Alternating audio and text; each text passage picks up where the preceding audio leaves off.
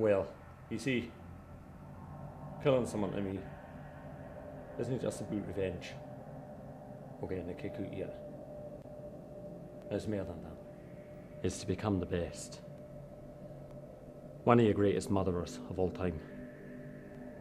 And to be known for some of your sickest kills and feared by so many. Fear. One of my favourite words. Such an emotion where you can really see a person for who they are. Seeing fear in a person's eyes as you're about to pick their eyes out with your keys. I would savour that moment for every second I could before I eventually plucked them out. Sooner or later, I bought myself a video camera so I could watch it over and over.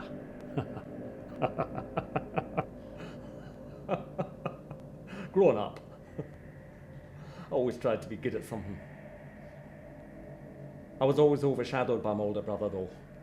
God, if I could have killed him, I would have. He died though, when he was 15. Got hit by a car.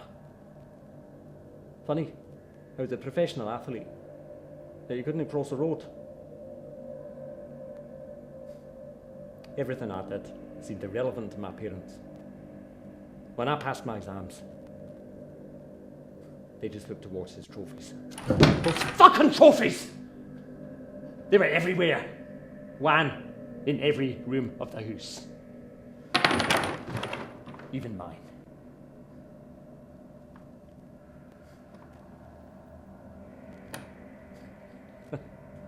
When he died though, it was like a weight was lifted off my shoulders. My parents took more of an interest in me, but it still seemed like I was never good enough. I had two keen interests. I like to read a lot. My favourite book was The Measuring Man, a biography of the famous serial killer, and to become a surgeon. Growing up, that's all I wanted to be. When I finally graduated med school, I trained to become an eye specialist. I felt I'd finally become good at something. Having a wife and 2 wee wounds, things were going well. Until I walked in on my best friend, sleeping with my wife. I didn't have the bottle to leave her, so I started drinking. Next thing, I was fired from my job. You can't be an alcoholic and a surgeon, it seems. Once again, I was a failure.